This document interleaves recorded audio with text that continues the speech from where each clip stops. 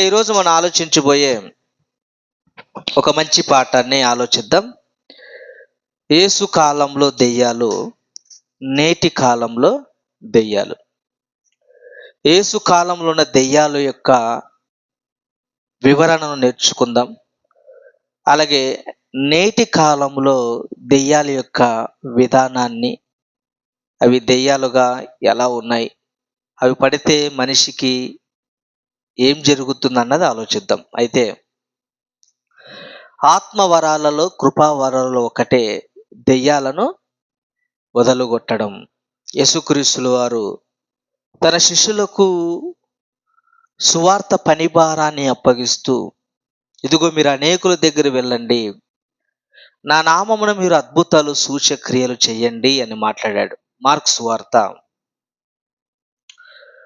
16వ అధ్యాయము, మార్కు సువార్త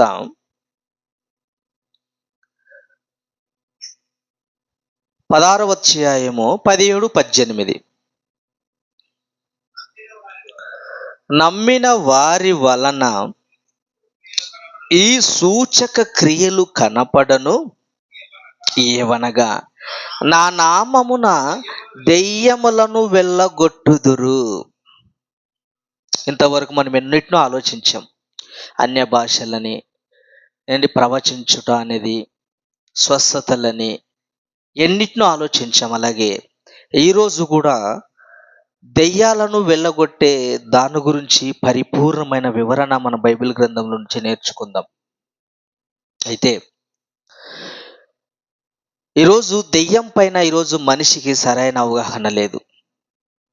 ఎందుకంటే ఈరోజు దెయ్యాలుగా మన వాళ్ళు వదిలిస్తున్నటువంటి మందిరాలు అయితేనేమి, సభల్లో అయితేనేమి, ఈరోజు వేటిని వెళ్ళగొడుతున్నారంటే వాళ్ళు మాట్లాడుతూ, ఇదిగో కోరిక తీరక మరణించిన వారు ప్రేతాత్మలుగా వస్తారు, కోరిక తీర్చుకోవడానికి ఇదిగో పలానా ఆమెలో దూరింది, ఆమె ద్వారా కోరికను తీర్చుకుంటుంది, అలాంటి దెయ్యాలను మేము వెళ్ళగొడతాము గనక మీరు మందిరానికి రండి, సభలకు రండి అని పిలుస్తూ ఉంటారు. మనకందరికీ తెలుసు ఏంటి, సువార్త సభల్లో పాంప్లెట్లు వదిలేటప్పుడు పాస్టర్స్, దైవజనులు ఏం చేస్తారంటే ఆ కరపత్రికలు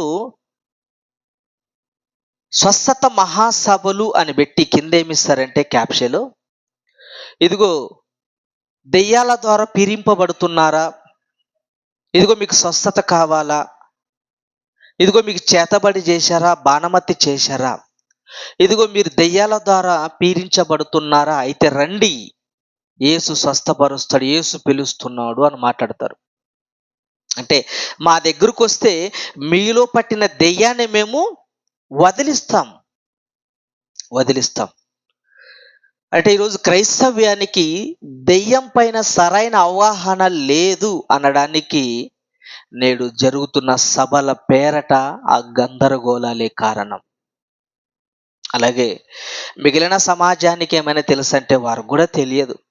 కారణం ఏంటంటే వాళ్ళకి జ్ఞానమైన వాక్కులు, బైబిల్ తెలియదు కనుక వాళ్ళు మాట్లాడుతూ ఉంటారు. కోరిక తీరక మరణించిన వాళ్ళు ఇదిగో వస్తూ ఉంటాడండి, ఇదిగో స్లాప్ వేశాడు కానీ ఆ ఇల్లు ఓపెనింగ్ జరగకుండానే చనిపోయాడు, ఇదిగో ఈమెకు పిల్లలంటే మమకారం అండి, పిల్లల ముద్దు ముచ్చట తీరకుండానే మరణించిందండి, ఇదిగో ఈయనకు ఉద్యోగం అంటే ఇష్టం అండి, కష్టపడి చదువుతున్నాడు, ఉద్యోగాన్ని కొట్టాడు, కానీ చివరికి ఉద్యోగంలో జాయిన్ అయిపోయే సమయానికి కూర్చోంటాడు, లోయలో కూర్చో, ఆడే కూర్చోస్తా, నువ్వు కూర్చో, సరే కూర్చో, ఉద్యోగము పొందుకున్నాడు కానీ ఉద్యోగం చేయకుండానే మరణించాడు.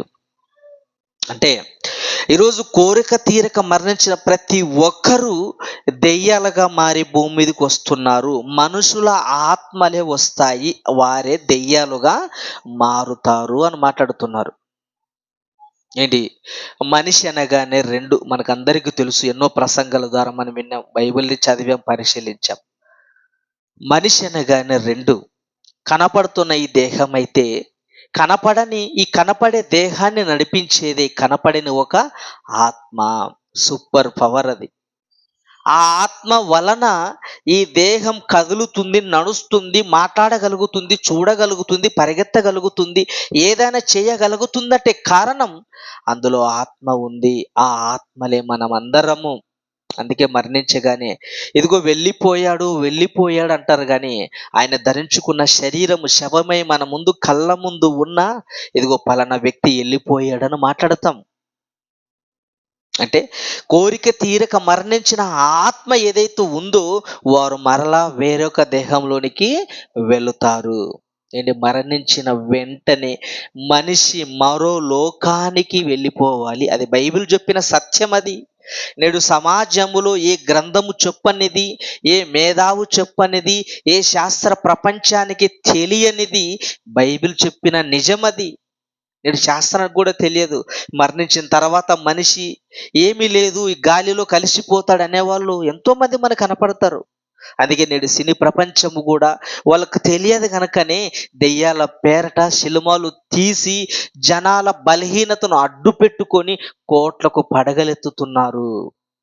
అవేగా సినిమాలు కూడా కాంచన గంగ, ఏంటి కాస్మోరా, యాహిని, మోహిని, ఠాకిని, ఎన్నో సినిమాలు కేవలం జనాల బలహీనతను అడ్డు పెట్టుకొని. కానీ మనిషి మరణించిన తర్వాత చెప్పాలంటే మనిషి కలిగించిన గ్రంథమే చెప్పాలి, మనిషి కలిగించిన దేవుడే చెప్పాలి, మనిషి జీవిత మరణ రహస్యాలు దేవుడే చెప్పాలి.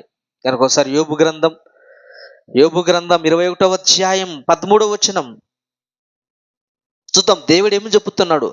మరణించిన మనిషి ఎక్కడికి వెళుతున్నాడు, మరణించిన తర్వాత మనిషి జీవితం ఏంటి అని చూడగలిగితే యోబు గ్రంథం 21వ అధ్యాయం 13వ వచనం, వారు శ్రేయస్సు కలిగి తమ దినములు గడుపుదురు, ఒక్క క్షణములోనే పాతాళమునకు దిగుదురు, ఒక్క క్షణములోనే పాతాళమునకు దిగుదురు.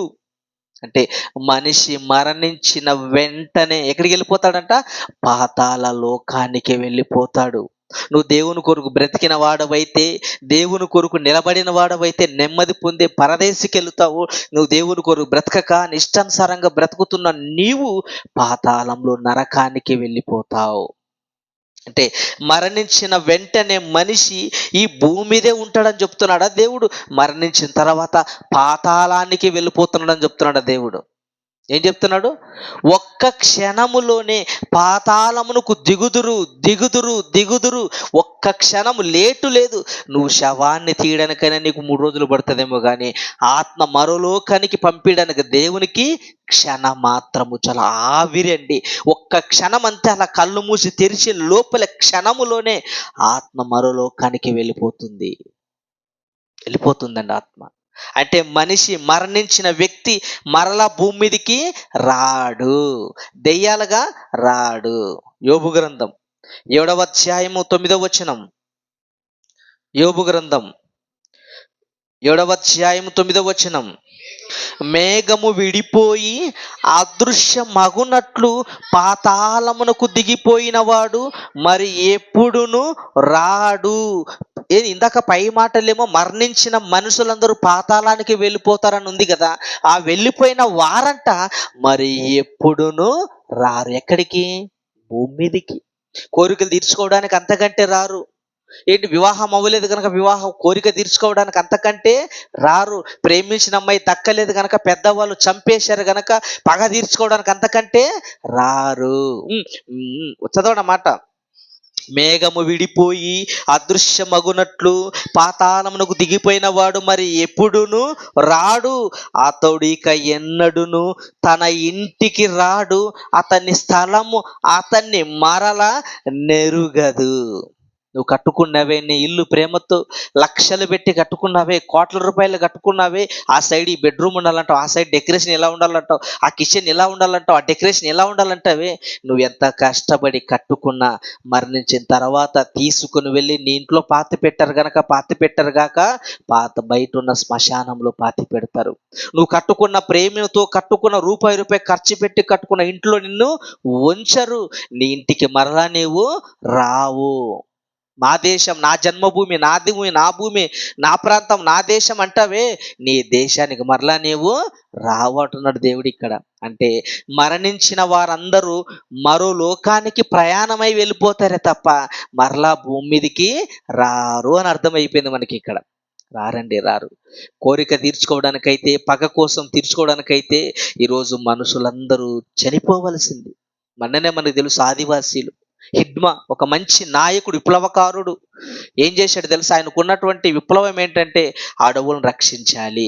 ఇదిగో మా మా అడవులు ప్రాంతము, మా గిరిజనులు, మా ఆదివాసులు బ్రతకడానికి కేంద్రమైన అడవుల్ని మీరు మైనింగ్ కోసం నరుకుతున్నారని ఒక పోరాట విప్లవకారుడు హిడ్మా చంపేశారు ఎన్కౌంటర్ మన పోలీసు వాళ్ళు.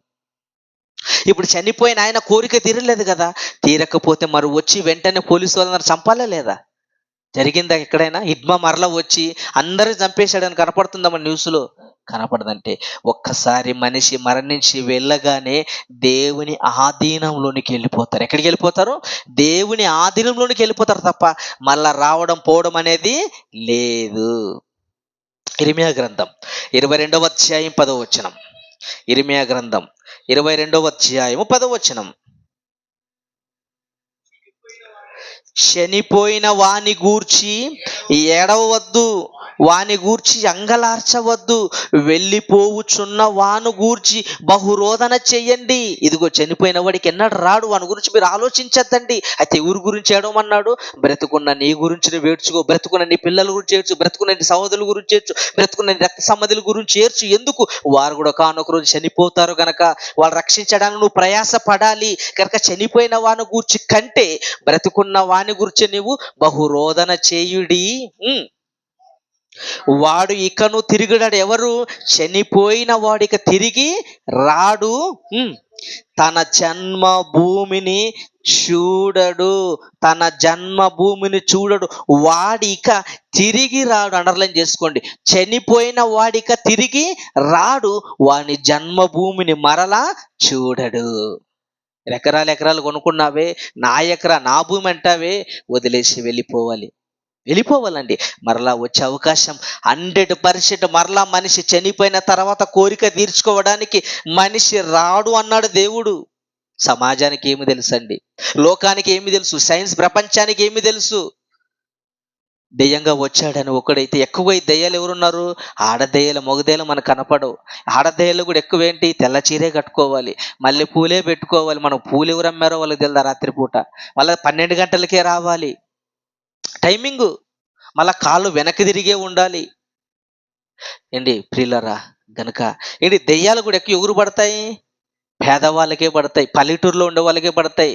గమనించారా మీరు? పెద్ద పెద్ద ముఖేష్ అంబానీకి కానీ, టాటా బిర్లాకి కానీ, ఏంటి సచిన్ టెండూల్కర్ కానీ, ధోనికి కానీ, మెగాస్టార్ కానీ వీళ్ళు దెయ్యాలు ఎవరు పట్టరే? ఎందుకు? మారుమూరు ప్రాంతాల్లో ఏంటి చిన్న చిన్న కూలి పని చేసే వాళ్ళకి ఎందుకు పడతారు? అది మానసిక రోగము గనక. తెలియదండి, సమాజానికి తెలియదు గనుక. ఏంటి మరణించిన తర్వాత మనిషి వెంటనే వెళ్ళిపోతున్నాడు. ఇక తన జన్మభూమికి రాడు, ఇక నువ్వు తిరిగి రాడు అంటున్నాడు దేవుడు. కనుక దెయ్యానికి మాంసం ఎముకలు అంతకంటే ఉండవు. శరీరాన్ని వదిలిపెట్టి ఆత్మ వెళ్ళిపోతుంది తప్ప ఆత్మకు మాంసము ఎముకలు అనేవి ఉండవు అన్నాడు యేసుక్రీస్తుల వారు. ఉండవు అన్నాడు. కనుక మరణించిన వారు మరలా దెయ్యాలుగా రారు. కోరిక తీర్చుకోవడానికి అంతకంటే రారు. యూదా మనకందరికి తెలుసు, ఆత్మహత్య చేసుకున్నాడు. ఇస్కరియోతు యూదా యేసుక్రీస్తు వారు అప్పగించినందుకు ప్రాయశ్చిత్తం పడి ఇదిగో నేను బ్రతకడం ఎందుకు అనుకున్నాడు. ఏంటి నాణ్యములు పారవేసి, ఆ ధనాన్ని పారవేసి వెళ్ళి ఉరి పెట్టుకున్నాడు. ఆ ఉరి పెట్టుకున్న ఇస్కరియోతు యూదా ఎక్కడికి వెళ్ళినటువంటి ఒకసారి అపోస్తుల కార్యములు 1వ అధ్యాయం 25వ వచనం.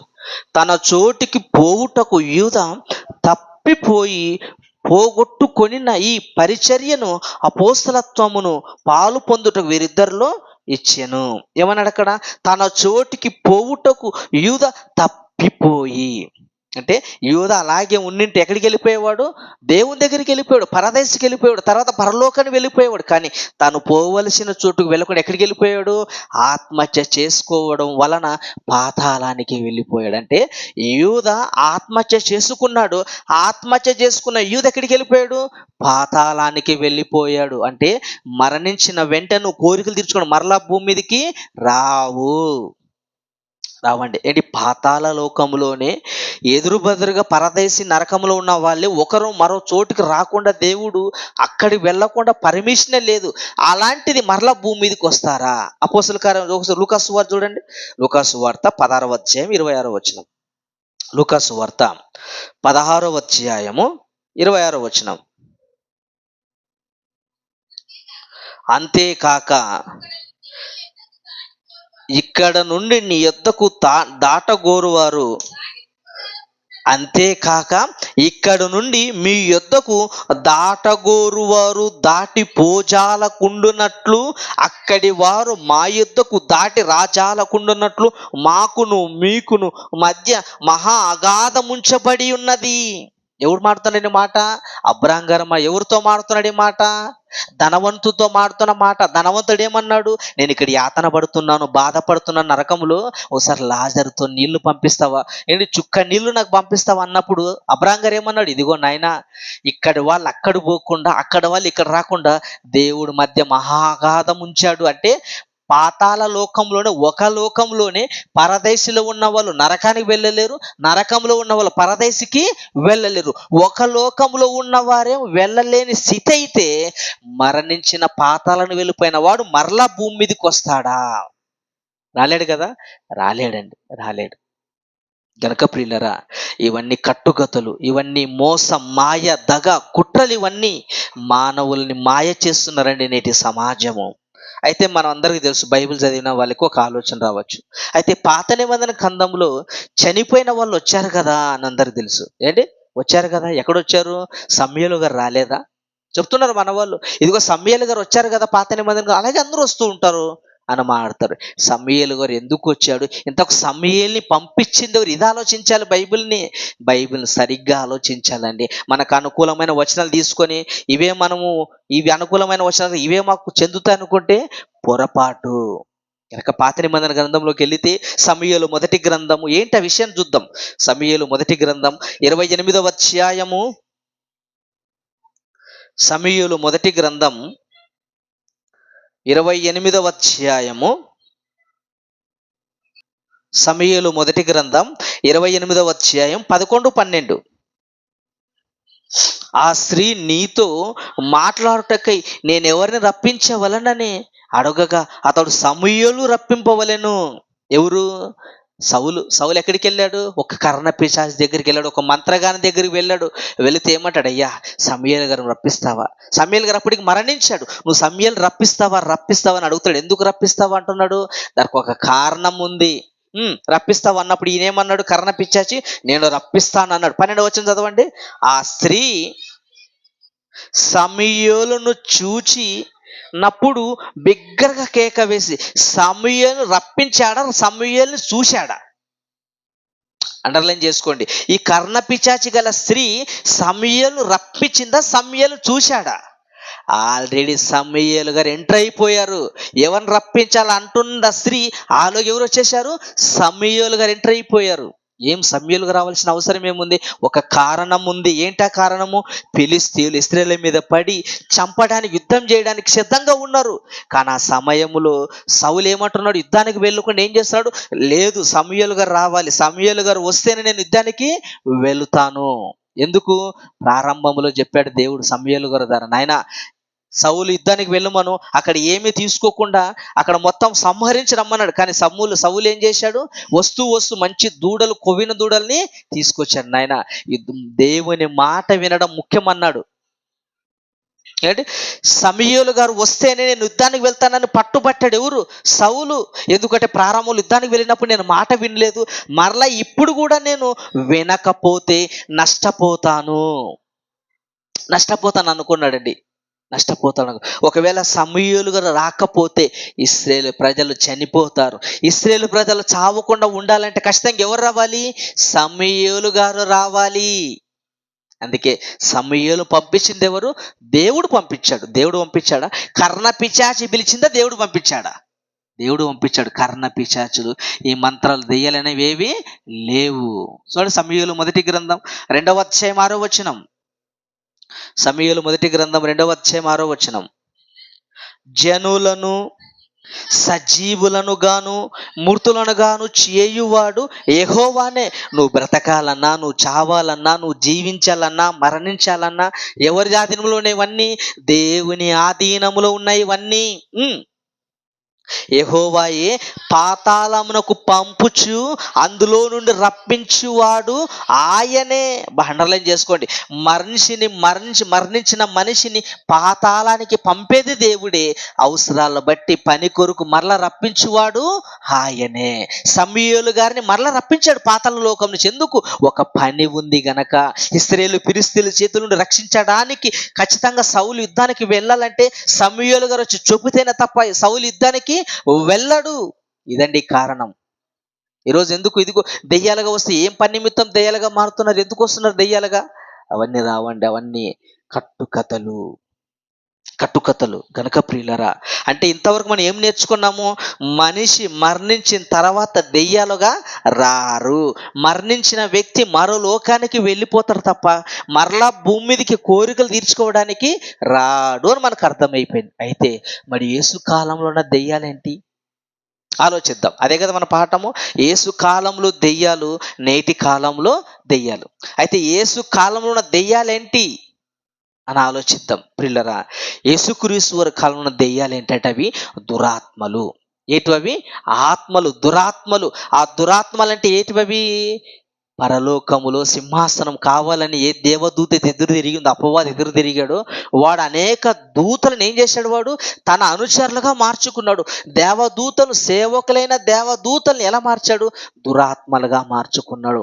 ఆ దురాత్మ సంబంధమైన దేవదూతలే మొదటి శాబ్దములో అనేకులకు పట్టాయి. చూడండి, ఎఫెసీయులు రాసిన పత్రిక 6వ అధ్యాయం 12వ వచనం. ఎఫెసీయులు రాసిన పత్రిక 6వ అధ్యాయం 12వ వచనం. చాలా జాగ్రత్తగా రాసుకోండి. ఏలయనగా మనము పోరాడునది శరీరులతో కాదు గాని ప్రధానులతోనూ అధికారులతోనూ ప్రస్తుత అంధకార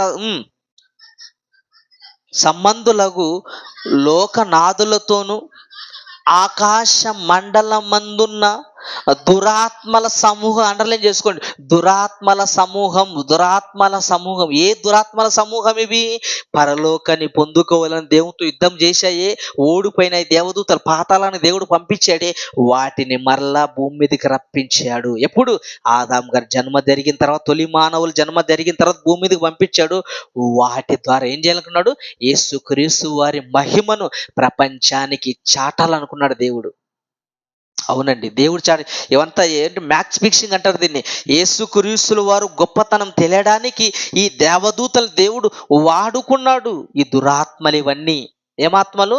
దురాత్మలు. మనుషుల ఆత్మలు కాదు, ఇవి దురాత్మలండి. చూడండి, మత్తయి సువార్త, యోహాను సువార్త 20వ అధ్యాయము 30-31 వచనాలు. యోహాను సువార్త 20వ అధ్యాయము 30-31 వచనాలు. మరియు అనేకమైన ఇతర సూచక్రియలను యేసు తన శిష్యుల ఎదుట చేసెను. యేసుక్రీస్తు అనేక సూచక్రియలు చేశాను. అవి ఈ గ్రంథమందు రాయబడి ఉండలేదు గాని యేసు దేవుని కుమారుడైన క్రీస్తు అని మీరు నమ్మునట్లు. ఎందుకు చేసినట్టు సూచక్రియలన్నీ? యేసు దేవుని కుమారుడైన క్రీస్తు అని మీరు నమ్మునట్లు. అంటే మొదటి శాబ్దంలో ఉన్న ఆ యొక్క ప్రజలందరూ నమ్మడానికి ఈ దేవదూతలని, ఈ దురాత్మలను సూచక్రియలు వాళ్ళ ద్వారా జరిగించాడు. వాళ్ళని వెళ్ళిపోమంటే వెళ్ళిపోవాడు. యేసు నామములో గద్దిస్తున్నామంటే ఆ దురాత్మ పారిపోవాలి. ఎందుకోసం జరిగాయంట? మొదటి శాతంలో దెయ్యాలు ఎందుకు వెళ్ళగొట్టారు వీళ్ళు? యేసు క్రీస్తు ప్రాప్తించడానికి, యేసు గురించి సకల జనులకు తెలియడానికి. చదవండి. అని నమ్మునట్లు, నమ్మి ఆయన నామమందు జీవం పొందునట్లు ఇవి రాయబడెను. ఏంటి? మొదటి శాబ్దంలో ఎందుకు సూచక్రియలు, అద్భుతాలు జరిగించాడు తెలుసా? యేసు దేవుని కుమారుడని తెలియనట్లు ఆ సూచక్రియల ద్వారా రాయించాడు బైబిల్ గ్రంథాన్ని. దేవుడు రాయించాడండి. అంటే మొదటి శతాబ్దంలో యేసుక్రీస్తు కాలంలో దెయ్యాలు, ఏ దెయ్యాలు అవి? దురాత్మల దెయ్యాలు, దేవదూతల దెయ్యాలు తప్ప మనుషుల ఆత్మలు కాదు. మనుషుల ఆత్మలు మనం పైన చదువుకున్నాం కదా, ఇంతవరకు ఏం చదువుకున్నాం? మనిషి మరణించిన వెంటనే మరో లోకానికి వెళ్ళిపోతాడు తప్ప కోరిక తీర్చుకోవడం దెయ్యాలుగా భూమి మీదకి రాడు. గనక మొదటి శబ్దంలో పట్టిన దెయ్యాలేంటి? అవి దురాత్మలు. దురాత్మలండి అవి, దురాత్మలు. యేసుక్రీస్తు వారి గురించి తెలియడానికి అద్భుతాలు చేయించాడు దేవుడు మొదటి శతాబ్దంలో. చూడండి, ఇంకొక మాట చూడండి, లూకాసు వార్త 8వ అధ్యాయం 31వ వచనం.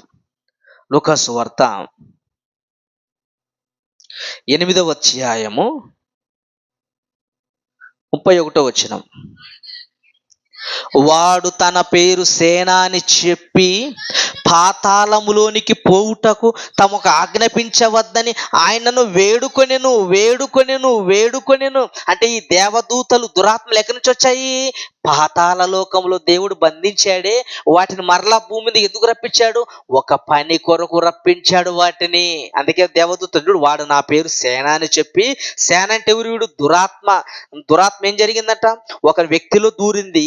ఆ దేవదూత దెయ్యము ఏం జరిగిందంట? వాడు అనగా దెయ్యము పాతాళంలోనికి పోవుటకు తమకు ఆజ్ఞాపించవద్దని ఆయనను వేడుకొనెను. ఎవరు వేడుకున్నారు? ఈ సేన దెయ్యము యేసుక్రీస్తు వారు వేడుకుంది. ఎందుకు? మరల మమ్మల్ని పాతాలను పంపించద్దయ్యా, మరల మమ్మల్ని పాతాలను పంపించద్దని వేడుకున్నాయి ఇవి.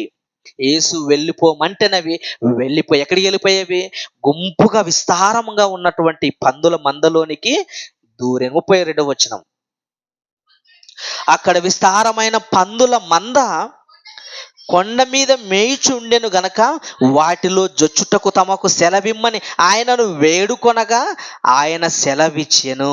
అప్పుడు దెయ్యములు ఆ మనుషుని విడిచిపోయి పందులలో జొచ్చును గనక ఆ మంద ప్రాతముల నుండి సదస్సులోనికి వడిగా పరిగెత్తి ఊపిరి తిరగక చచ్చెను. దెయ్యాలండి, దురాత్మలు ఇవి. దురాత్మలు గనక యేసు వెళ్ళిపోమంటే వెళ్ళిపోవాలి. ఇంకొక మాట చూడండి, ఇదే లూకాసు వార్త. ఇందాక లూకా చదువుకున్న మత్తయి సువార్త 8వ అధ్యాయం 29వ వచనం. మత్తయి సువార్త 8వ అధ్యాయము 29వ వచనం. నేను చాలా జాగ్రత్త రాసుకోండి, చాలా రెఫరెన్స్లు ఉంటాయి. మళ్ళా మనం చెప్పలేము ఈ పాటన.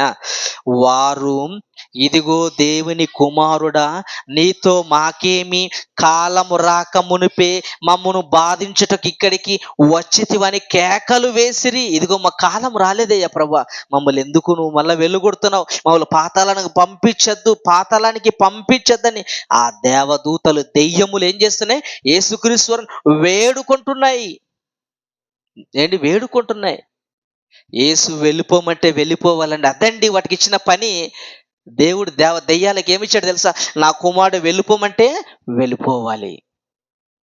వెళ్ళిపోవాలండి. ఆ దురాత్మల దెయ్యాలు వెలుగొట్టే శక్తి కేవలం యేసుక్రీస్తు వారికే ఉంది. యేసుక్రీస్తు వారి తర్వాత ఎవరికి వచ్చాయి? అవి అపోస్తులకు వచ్చాయి. మనం ముందు చదువుకున్నాం కదా, ముందు పాఠాలలో పరిశుద్ధాత్మ వరాలు ఎవరికి వచ్చాయని నేర్చుకున్నాం మనము. అపోస్తులకు వచ్చాయి. అపోస్తులకు తప్ప పరిశుద్ధాత్మ వరాలు ఎవరికే కానీ రాలేదు. అపోస్తులు ఎవరి మీద అయితే చేతుల నుంచి ప్రార్థన చేస్తారో వాళ్ళు పొందుకుంటారు. అంటే దెయ్యాలు వెలుగొట్టే శక్తి వాళ్ళకు ఉంది. యేసుక్రీస్తు వారు ఎన్నో దెయ్యాలను వెలుగొట్టాడు. అపోస్తులు ఎంతో మంది దెయ్యాలను వెలుగొట్టారు. శిష్యులు ఎంతో మంది దెయ్యాలను వెలుగొట్టారు. అంటే ఆ పవర్ ఎవరికి ఇవ్వబడింది? శిష్యులకు ఇవ్వబడింది. అంటే మనుషులకు ఎవరికే కానీ లేదు. మరి ఈరోజు మన వాళ్ళు దెయ్యాలు ఎదురుగొడుతున్నాడు. ఏంటి ఆ దెయ్యాలు? ఇదిగో నేను దెయ్యాలను వెలుగొడతాను అంటున్నాడే, ఈ దుష్ట శక్తిని నేను వెలుగొడతాను అంటున్నాడే, యేసు నామములో గద్దిస్తాను అంటున్నాడే. మరి ఏంటి ఆ దెయ్యాలు కాదు, ఏమి కాదండి. ఏమి కాదు, అంత మోసం, అంత మాయ. ఏంటి? మొదటి శతాబ్దంలోనే దెయ్యాలు మనుషులు వెళ్ళగొడుతున్నప్పుడు ఏం జరిగిందో ఒకసారి సందర్భం చూడండి. అపోస్తుల కార్యములు ముగించుకుందాం. అపోస్తుల కార్యములు 19వ అధ్యాయము 11వ వచనం. అపోస్తుల కార్యములు 19వ అధ్యాయం 11వ వచనం. మరియు దేవుడు పౌలు చేత విశేషమైన అద్భుతములు చేయించెను. పౌలు గారు మనకు అందరికి తెలుసు కదా, అపోస్తలుడైన పౌలు గారు మొదటి శతాబ్దంలో ఆయన చేసిన సువార్త పని అద్భుతాలు గొప్పవి. తర్వాత అతని శరీరంలో తగిలిన చేతి గుడ్డలైనను నడికట్లనైనను రోగులు యుద్ధకు తెచ్చినప్పుడు రోగములు వారిని విడిచెను, దెయ్యములు కూడా వదిలిపోయెను. అంటే పౌలు గారు యేసు నామములు దెయ్యము గద్దిస్తే దెయ్యం ఏమైపోయేది, వెళ్ళిపోయేవంట. అలా జరిగినప్పుడు ఏం జరిగింది కిందమాట. అప్పుడు దేశ సంచారకులను మాంత్రికులనైనను కొందరు యూదులు పౌలు ప్రకటించుచు యేసు తోడు మిమ్మును ఉచ్చాటన చేయుచున్నాను మాట చెప్పి దెయ్యములు పట్టిన వారి మీద ప్రభువైన యేసు నామమును ఉచ్చరించుటకు పూనుకొనిరి. ఏంటి, పౌలు గారు ఎప్పుడైతే యేసు నామములో గద్దిస్తానన్నప్పుడు దెయ్యాలు ఎలా వెళ్ళిపోయాయో వీళ్ళు కొంతమంది గమనించారంట. కొంతమంది గమనించి ఇదిగో దెయ్యాలు వెలుగొడుతున్నారు, మేమైతే గారడీలు చేస్తున్నాం, మా గారడీలు ఏ దెయ్యాలు వెళ్ళిపోవట్లేదు. ఏంటి, మా గారడీకి ఏ దెయ్యాలు వెళ్ళిపోవట్లేదు, కానీ దెయ్యాలను వెలుగొడుతున్నారు వీళ్ళు. అయితే ఎలా వెలుగొడుతున్నారు, యేసు నామమును అంటున్నారే, ఈ నామాన్ని మనం ఉపయోగిద్దాం.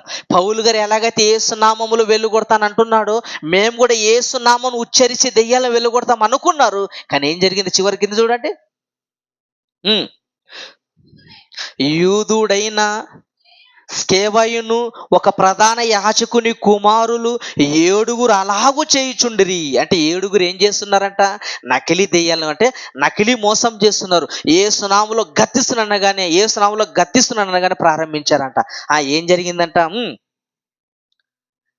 అందుకు ఆ దెయ్యము నేను యేసును గుర్తెరుగుదును పౌలును కూడా ఎరుగుదును గాని నీవు ఎవడవని అడుగగా. అంటే దెయ్యాలకు ఎవరు తెలుసు, యేసు అంటే ఎవరో తెలుసు, అపోస్తులు పౌలు అంటే ఎవరో తెలుసు. ఎందుకు ఎలా తెలుసు వీళ్ళకి, దేవుడు ముందుగా మ్యాచ్ ఫిక్సింగ్ చేశాడు. ఏంటి, నా కుమారుడు రాగానే అనగానే వెళ్ళిపోవాలి మీరు. ఎందుకు, నా కుమారుడు గొప్పతనం ప్రజల్లో వ్యాపించాలంటే యేసు నామం అనగానే వెళ్ళిపోవాలి. శిష్యులు వచ్చి అనేక దెయ్యాలను వెళ్ళగొట్టేటప్పుడు మీరు వెళ్ళిపోవాలి. ఇది కేవలం దేవుడు సిద్ధపరిచిన, దేవుడు ఏర్పాటు చేసిన ఒక ప్రణాళిక. మరి వీడు ఎలా వెళ్ళగొడుతున్నాడు, దెయ్యం ఎంత ఎదురు తిరిగిందట. పౌలు ఎవరో మాకు తెలుసు, యేసు ఎవరో మాకు తెలుసు, కానీ ఎవడు నీవు మమ్మల్ని వెళ్ళగొట్టడానికి, వాళ్ళు చెప్తే వెళ్ళిపోతాం, నువ్వు చెప్తే మేము వెళ్ళము. తర్వాత ఏం జరిగిందంటే కిందమాట, ఆ దెయ్యం పట్టిన వాడు ఎగిరి వాని మీద పడి వారిలో 2 లొంగదీసెను. ఏం చేశాడంట, ఆ దెయ్యం పట్టిన వాడు ఎగిరి వాళ్ళ మీద పడిపోయాడు. 2 మీద పడిపోయి ఏం చేశాడంట, ఎగిరి వాని మీద పడి 2 లొంగ తీసుకున్నాడంటే పట్టేసుకున్నాడు. 2 పట్టేసుకున్నాక ఏం జరిగింది, అందుచేత వారు దిగంబరులై గాయములు తగిలి ఆ ఇంట నుండి పారిపోయిరి. ఈ సంగతులు ఎఫెసులో ఉన్న కాపురమున్న సమస్తమైన యూదులకును గ్రీసు దేశస్థులకును తెలియవచ్చినప్పుడు వారికందరికీ భయము కలిగెను గనుక ప్రభువైన యేసు నామమున ఘనపరచబడిన, అండర్లైన్ చేసుకోండి, ప్రభువైన యేసు నామమున ఘనపరచబడెను. యేసు క్రీస్తు నామము ఘనపరచబడడానికి మొదటి శతాబ్దంలో జరిగిన అద్భుతాలవి. మొదటి శతాబ్దంలో జరిగిన దెయ్యాలను యేసు నామములో వెళ్ళిపోయేవి. శిష్యులు వచ్చి యేసునామములో గద్దిస్తున్నాం అనగానే ఏమైపోయాట, దెయ్యాలు వెళ్ళిపోయి ప్రజలందరూ చూసి ఇదిగో ఎప్పటి నుంచో బాధపడుతున్నాడు దెయ్యంతో, యేసునామం అనగానే వెళ్ళిపోయి. అంటే యేసునామం అంత గొప్పదా, యేసునామం అంత గొప్పదని ప్రజల్లో యేసునామము గొప్ప చేయడానికి మొదటి శతాబ్దంలో శిష్యులు దెయ్యాలని వెళ్ళగొట్టారు. శిష్యులు వెళ్ళగొడితే వెళ్తాయి తప్ప నువ్వు ఎవరో దారంటే వచ్చేవాడు నువ్వు వెళ్ళగొడితే పోవు. వాడు కూడా ఏం ఉపయోగించాడు, యేసునామమును ఉపయోగించాడు. యేసునామం అన్న కూడా పోలేదు. చూశారు ఎంత ఆశ్చర్యం ఉందో. ఈరోజు మన వాళ్ళు యేసునామములో నిన్ను గద్దిస్తున్నానంటాడు అంతే, కొట్టేసరే. యేసునామములో నిన్ను శపిస్తానంటాడు అంతే. ఒంట్లో ఉన్న వ్యక్తి నువ్వు ఎవరివే, దయ్యానివేనా, గల్లీ దయ్యానివా, ఢిల్లీ దయ్యానివా, గల్లీ దయ్యానే, గల్లీ దయ్యం అంటది. వాళ్ళ వైఫ్ ఏం చూస్తుంది, వీళ్ళ భార్య మొత్తం జబర్దస్తే చూస్తూ ఉంటుంది. జబర్దస్తే చూస్తుందా, జబర్దస్త్ చూసి భర్త మీద జబర్దస్త్ చేస్తుంది. జబర్దస్త్ చూసేటప్పుడు ఆ. వీళ్ళ భార్యలోకి నేను వెళ్తాను. అంటే జబర్దస్త్ చూసే వాళ్ళంతా నీ మనుషులేనా? సినిమాలు జబర్దస్తులు చూసే వాళ్ళంతా నా వాళ్ళే. నీ వాళ్ళే. నా వాళ్ళే. ఇక సినిమాలు చూసే వాళ్ళంతా మీ వాళ్ళే. నా వాళ్ళే. ఈ మొబైల్లో చూసినా, టీవీలో చూసినా, వంటలో చూసినా నీ వాళ్ళే. నా వాళ్ళే. ఇక చూసేసి ఇక వాళ్ళకి దూరిపోతావు. వాళ్ళలోకి ప్రవేశిస్తాను. వాళ్ళ ఇంట్లో ఏం చేస్తున్నావు? సీరియల్ సినిమా సీరియల్స్ నువ్వేనా చూపించేది? వామ్మో, బైబిల్ చదవకుండా ప్రార్థన చేయకుండా సినిమాలు సీరియల్ చూపిస్తున్నావు. యేసుక్రీస్తు నామములో ఆ సీరియల్ దయ్యాలు, ఆ సినిమా దయ్యాలు బయటకు వచ్చేస్తున్నాయి. వెళ్ళిపోతాయా? అసలు దెయ్యం పడితేనే కదా వెళ్ళిపోవడానికి. ఈరోజు మాయ అండి, క్రైస్తవ్యాన్ని మాయ చేస్తున్నారు. అంధకార దురాత్మల శక్తులను బంధిస్తానంటాడు, అంతే, ఇంకేం లేదు. ఇంకా ఏంటి బంధిస్తావా? ఒకనాడు వాళ్ళు 7 యేసునామలు అంటేనే దెయ్యాలు పారిపోలేదే. పారిపోక పైకి ఏం జరిగింది? వాళ్ళ మీద పడి దిగంబరులేరంటే ఏం జరిగింది? బట్టలు ఊడిదేసింది, కొట్టింది, విచిత్రముగా చిత్రబంధనం చేశాడు దెయ్యాలు. దెబ్బకు పారిపోయారు మనుషులు, పారిపోయారు. కనుక మొదటి శాబ్దంలో ఎందుకు జరిగాయి? యేసుక్రీస్తు నామమున కీర్తి వ్యాప్తించడానికి, క్రీస్తు గణపడడానికి, యేసుక్రీస్తు అనేకులు నమ్మడానికి ఈ దెయ్యాలను వెళ్ళగొట్టారు. ఏ దెయ్యాలవి? మనుషుల ఆత్మలు కాదు. మరి ఏ దెయ్యాలవి? దురాత్మలు. ఏంటి? దేవదూతలు, దురాత్మల ఆత్మలు. ఆత్మలైతే ప్రియులరా, ఇంకో సందర్భాన్ని ఆలోచించి ముగించుకుందాం. ఏంటి ఆ సందర్భం అంటే, దెయ్యం పట్టిన వారిలో ఉండే లక్షణాలు ఏంటి? దెయ్యం మొదటి శాబ్దంలో దెయ్యాలు పట్టాయి కదా, దురాత్మలు పట్టాయి కదా, శిష్యులు వెళ్ళగొట్టారు కదా, యేసుక్రీస్తు వెళ్ళగొట్టాడు కదా, అపోస్తులు వెళ్ళగొట్టారు కదా, శిష్యులు వెళ్ళగొట్టారు కదా. ఏంటి ఈ దెయ్యాలకి మనిషిలో దెయ్యం పడితే ఎలాంటి లక్షణాలు ఉంటాయి, ఎలా ప్రవర్తిస్తారు? మొదటి శాబ్దంలో దెయ్యాలు పట్టిన వారి పరిస్థితి ఎలా ఉంది ఆలోచించి ముగించుకుందాం. మొదటి శాబ్దం క్యాచ్ చేయండి. మొదటి శాబ్దంలో దెయ్యాలు పట్టిన వారి స్థితి ఎలా ఉంది?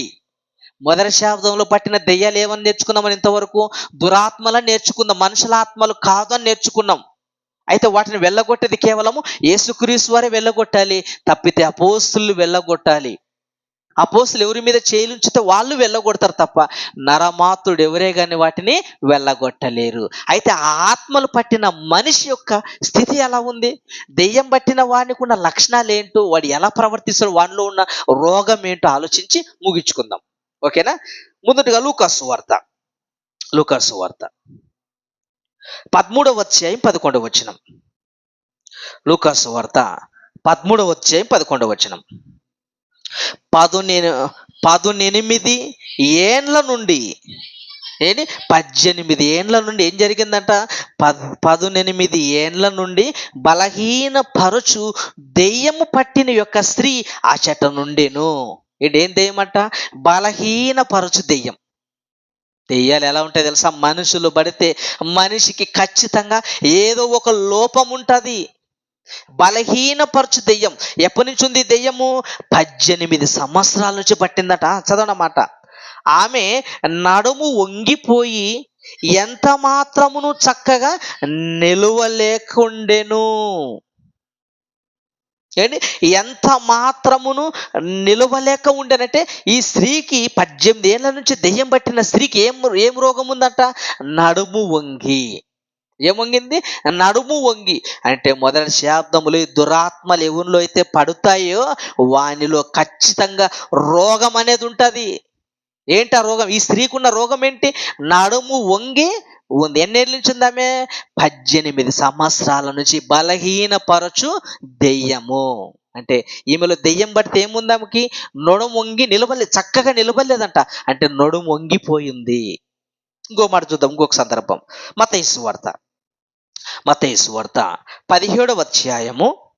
మత్తయి సువార్త 17వ అధ్యాయము 15వ వచనం. ప్రభువా, నా కుమారుని కరుణింపుము, వాడు చాంద్ర రోగి అయి మిక్కిలి బాధపడుతున్నాడు. ఏంటి? చాంద్ర రోగి అంటే ఈ దెయ్యం పట్టిన వాడికి ఏం రోగం వచ్చింది? చాంద్ర రోగి. ఈ రోగంతో మిక్కిలి బాధపడుతున్నాడు. ఏలయనగా అగ్నిలోను నీళ్లలోను తరచుగా పడుచున్నాడు. ఈయనకున్న రోగం ఏంటి? ఆడబడితే నీళ్ళు దూకేవాడంట, అగ్నిలో పడేవాడంట. ఈయనకున్న చాంద్ర రోగం అలాంటిది. అంటే దెయ్యం పట్టిన వానుకున్న లక్షణాలవి. ఖచ్చితంగా దెయ్యం పట్టిందంటే వానికి రోగం వస్తుంది. ఇది బైబిల్ చెప్పిన సత్యం. ఇది తర్వాత మాట 18 చదవండి. 16 వచనం. ఈ 16 నుంచి, నీ శిష్యుల యుద్ధకు వారిని తీసుకొని వచ్చితిమి గాని వారు వానిని స్వస్థపరచలేకపోయిరి. ఇది మొదటి శతాబ్దంలోనే శిష్యులకి ఇవ్వబడిన అద్భుత వరాల్లోనే శిష్యుల వల్లే కాలేదంట. అందుకు యేసుక్రీస్తు వారు బాధపడతాడు. అందుకు యేసు, విశ్వాసము లేని మూర్ఖతరం వారా, మీతో నేను ఎంతకాలం ముందును ఎంతవరకు మిమ్మును సహింతును, వానిని నా యొద్దకు తీసుకురండి చెప్పాను. 18 వచనం. అంతటా యేసు ఆ దెయ్యమును గద్దింపగా అది వాణ్ణి వదిలిపోయెను. ఆ గడియ నుండి ఆ చిన్నవాడు స్వస్థత నొందెను. శిష్యుల వల్లే కాలేదు అక్కడ. ఈరోజు నేను వదిలికొడతానంటావేంటి నువ్వు? నేను శబరవ టచ్ యేసు నామములో గద్దిస్తానంటావేంటి? యేసుక్రీస్తు వారు ఆ దెయ్యాన్ని వెళ్ళగొట్టాడు. ఆ దెయ్యానికి ఏంటి? చాంద్ర రోగం కలిగిన ఆ దెయ్యం పడితే నా వ్యక్తికి ఏమొచ్చిందట? రోగం వచ్చింది. అంటే మొదటి శతాబ్దంలో పట్టే దెయ్యాలు ఖచ్చితంగా వ్యక్తికి ఏమొస్తుంది? రోగం వస్తుంది. ఇంకో మాట చూడండి, ఇంకొక మాట. మార్కు సువార్త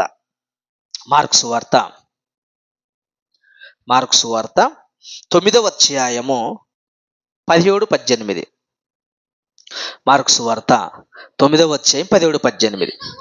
జన సమూహములలో ఒకడు బోధకుడా, మూగ దెయ్యము పట్టిన నా కుమారుణ్ణి నీ యొద్దకు తీసుకొని వచ్చి తిని. ఏంటి ఏం పట్టిందంట? ఒక వ్యక్తికి మూగ దెయ్యం. అండర్లైన్ చేసుకోండి. ఒక వ్యక్తికి దెయ్యం పట్టిందంట. ఆ వ్యక్తికి ఉన్న లోపం ఏంటి? మూగ దెయ్యము. మూగ దెయ్యం అంటే మాట్లాడలేడు. అంటే దెయ్యం పడితే ఖచ్చితంగా నీ నడుము వంగిపోవాలి, చాంద్రస రోగం రావాలి, బలహీనపరచు రోగం నీకు ఉండాలి, మూగ దెయ్యం మూగ మాటలాడకుండా ఉండాలి. తర్వాత మాట, అది ఎక్కడ వానిని పట్టునో అక్కడ వాణ్ణి పడదోయును. అప్పుడు వాడు నురుగు కార్చుకొని పండ్లు కొరుక్కొని మూర్ఛిల్లును. దానిని వెళ్ళగొట్టుడని నీ శిష్యులను అడిగి తిని గాని అది వారి చేత కాలేదని ఆయనతో చెప్పాను. ఇది మొదటి శతాబ్దంలోనే శిష్యుల వలనే కాలేదు ఆయా సందర్భాల్లో. ఈరోజు నేను వెళ్ళగొడతానంటే నువ్వెవరు? నీకున్న అధికారం ఏంటి? నీకున్న పవర్ ఏంటి? ఇవి చెప్తే మనం చెడ్డైపోతున్నామండి సమాజంలో. ఈ ఉన్న వాస్తవాలు మనం ప్రకటిస్తుంటే మనం చెడ్డైపోతున్నామండి జనాలకి. చెడ్డైపోయినా పర్వాలేదు, వెలివేసినా పర్వాలేదు, కొట్టినా పర్వాలేదు, తన్నినా పర్వాలేదు, ఉన్నది ఉన్నట్లుగా ప్రకటించడానికి ఎల్లప్పుడూ సిద్ధంగా ఉంటాను. ఉన్నది ఉన్నట్లుగా, దాంట్లో ఎలాంటి డౌట్ లేదు. యేసుక్రీస్తు వారు దెయ్యమును గద్దించగానే వెళ్ళిపోయాయి, కానీ శిష్యుల వల్ల కూడా అవ్వలేదు. అంటే ఈ దెయ్యం పట్టిన వ్యక్తికి ఏముందంట? మూగ దెయ్యము. మూగ దెయ్యం అంటే మొదటి శతాబ్దంలో ఉన్న యేసు కాలంలో దెయ్యాలు పడితే ఖచ్చితంగా ఏదో ఒక రోగము పడుతుంది. ఇంకొక మాట మత్తయి సువార్త 12వ అధ్యాయం 22వ వచనం. మత్తయి సువార్త 12వ అధ్యాయం 22వ వచనం. అప్పుడు దెయ్యము పట్టిన గుడ్డివాడును మూగవాడునైన ఒకడు ఆయన వద్దకు తేబడను. అంటే దెయ్యం పడితే ఏమొచ్చిందంటే ఒక వ్యక్తికి గుడ్డితనము, మూగతనం. అంటే 2 లక్షణాలు వచ్చాయి ఆయనకి. దెయ్యం పట్టిన వానికి ఏమి లోపం అంట? గుడ్డివాడు, మూగవాడు. అంటే దెయ్యం పడితే నీ శరీరములో ఖచ్చితంగా ఏదో ఒక మార్పు రావాల్సిందే. ముందు మాటలేమో చాంద్ర రోగం అని చదువుకున్నాం, బలహీనపరచు దెయ్యం అని చదువుకున్నాం, మూగ దెయ్యం అని చదువుకున్నాం. ఇక్కడికి వచ్చేసరికి వానికి మూగ దెయ్యము ప్లస్ ఏంటంట? చెవి గుడ్డితనము. మూగ దెయ్యము ప్లస్ గుడ్డితనము. ఏంటి ఈ దెయ్యం పడితే ఎలా ఉన్నాయి లక్షణాలండి? దెయ్యం పట్టిన వాడిని ఖచ్చితంగా ఏదో ఒక రోగం అనేది వస్తుంది. ఇంకో మాట చూద్దామా? ఇంకొక మాట మార్కు సువార్త ముగించుకుందాం. మార్కు సువార్త 9వ అధ్యాయం 25వ వచనం. మార్కు సువార్త 9వ అధ్యాయము 25వ వచనం. జనులు గుంపు కూడి తన యొద్దకు పరిగెత్తుకొని వచ్చుట యేసు చూచి, మూగవైన చెవిటి దెయ్యమా, వాణ్ణి వదిలిపొమ్ము, ఇక వానిలో ప్రవేశించ వద్దని నీకు ఆజ్ఞాపించుచున్నాను. ఏంటి?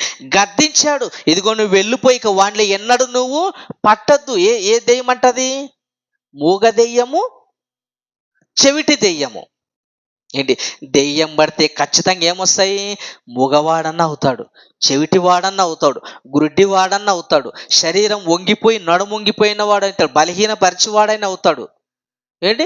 ఇన్ని రోగాలు ఖచ్చితంగా దెయ్యం పట్టిన వానికి వస్తాయి. ఈరోజు మన వాళ్ళు దెయ్యం పట్టిందని ఎగురుతున్నారే, నీకు ఏ రోగం వచ్చింది? చక్కగా సట్టు పాయింట్ వేసుకొని బ్రహ్మాండంగా చీర కట్టుకొని ఉన్నావు కదా, నాలో దెయ్యం పట్టింది అంటున్నావే. ఇప్పుడు కాలంలో దెయ్యం పడితే ఏ రోగాలు రావండి. పాత నిబంధన కాలంలో కూడా ఈ యోబు గారికి దెయ్యం పట్టింది. ఈ యోబు గారికి దెయ్యం పట్టడం వల్ల ఎలాంటి రోగం వచ్చింది? యోబు గ్రంథం 2వ అధ్యాయం 7వ వచనం. యోబు గ్రంథం 2వ అధ్యాయం 7వ వచనం ముగించుకుందాం.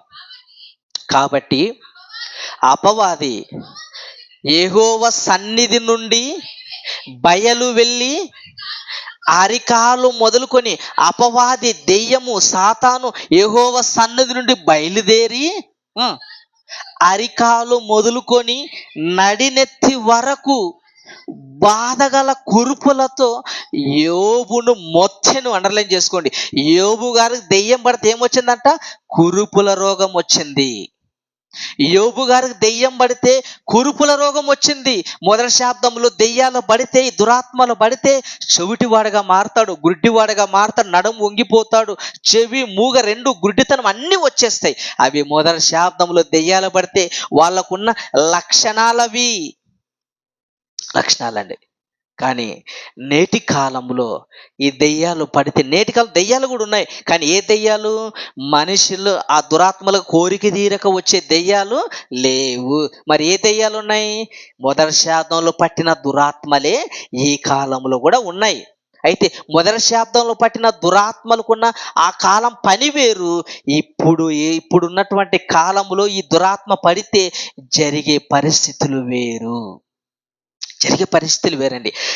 నేటి కాలంలో దెయ్యాలు పడితే ఎలాంటి లక్షణాలు ఉంటాయో, మనిషి ఎలా ప్రవర్తిస్తాడో, నేటి కాలంలో దెయ్యాలు పట్టిన వాడు స్థితి ఏంటి, వాడి పరిస్థితి ఏంటి, వాడుకున్న లక్షణాలు ఏంటి అన్నది వచ్చే వారం ఆలోచిద్దాం. ఇంతవరకు మనం ఏం నేర్చుకున్నాము? యేసు కాలం ఉన్న దెయ్యాలు ఏంటి? ఆ యేసు కాలం ఉన్న దెయ్యాలు మరణించిన మనుషులు దెయ్యాలుగా రారు. మొదటి పాయింట్, మరణించిన మనిషి దెయ్యాలుగా రారు.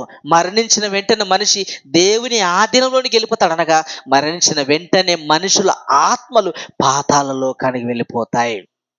అయితే మొదటి శాబ్దంలో ఉన్నటువంటి దెయ్యాలు ఏంటి? దెయ్యాలు దురాత్మల దెయ్యాలు, పరలోకంలో యుద్ధం చేసి ఓడిపోయినాయే ఆ దెయ్యాలు యేసుక్రీస్తు వారి కాలములో యేసు వెళ్ళిపోమంటే వెళ్ళిపోయాయి, శిష్యులు వెళ్ళిపోమంటే వెళ్ళిపోయాయి, అపోస్తులు వెళ్ళిపోమంటే వెళ్ళిపోయాయి, మిగిలిన వారు వెళ్ళిపోమంటే వెళ్ళిపోలేదు. మాకు యేసు ఎవరో తెలుసు, పౌలు ఎవరో మాకు తెలుసు, గనక నీవెవడు మమ్ములు వెళ్ళిపోవడానికి? అంటే మొదటి శాబ్దంలో దెయ్యాలు పట్టాయి. యేసు వెళ్ళిపోమనగానే వెళ్ళిపోయాయి. ఎందుకు ఉన్నాయి మొదటి శాబ్దంలో పట్టిన దెయ్యాలు? ఎందుకు పట్టాయి?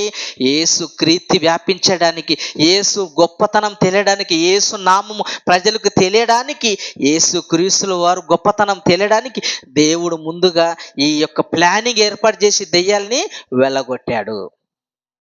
అయితే మొదటి శాబ్దంలో దెయ్యాలు పట్టిన వానికి ఎలాంటి లక్షణాలు ఉంటాయి? చెవిటివాడిగా మారతాడు, గుడ్డివాడిగా మారతాడు, మూగవాడిగా మారతాడు, నడుముంగిపోయి ఉంటాడు. అన్ని రకాల వ్యాధులు, ఏదో ఒక వ్యాధి అతనికి సంభవిస్తుంది. ఇది మొదటి శాబ్దములు పట్టిన దెయ్యాలు. అయితే నేటి కాలంలో దెయ్యాలు ఎలా ఉంటాయి, వాటి పరిస్థితి ఏంటి? నేటి కాలంలో దెయ్యం పట్టిన వాడు ఎలాంటి మార్పులు ఉంటాయి, వాటి వల్ల ఎలాంటి ప్రమాదాలు ఉంటాయి అన్నది వచ్చే వారము ఆలోచిద్దాం. ప్రార్థన చేసుకుందాం. దయగలిగిన మా తండ్రి, అద్భుతమైన మాటలు మాకు నేర్పించారు నాయన. దెయ్యాల యొక్క వివరణ, యేసు కాలంలో ఉన్న దెయ్యాల పరిస్థితి ఏంటి, వాటి లక్షణాలు ఏంటి, వాటి గుణగణాలు ఏంటి, అవి నేటి కాలంలో ఉన్నాయా లేదా అన్నది లేఖనాలను పరిశీలించి, వాక్యాన్ని పరిశీలించి నేర్చుకున్నాం. తండ్రి, సంఘాన్ని జ్ఞాపం చేసుకొని దీవించండి. ఎందరైతే నీ మాటలు వింటున్నారో వారి కుటుంబాలు దీవించమని మీ కుమారుడు మా రక్షకుడైన యేసుక్రీస్తు నామములో ప్రార్థన కూర్చున్నాం తండ్రి.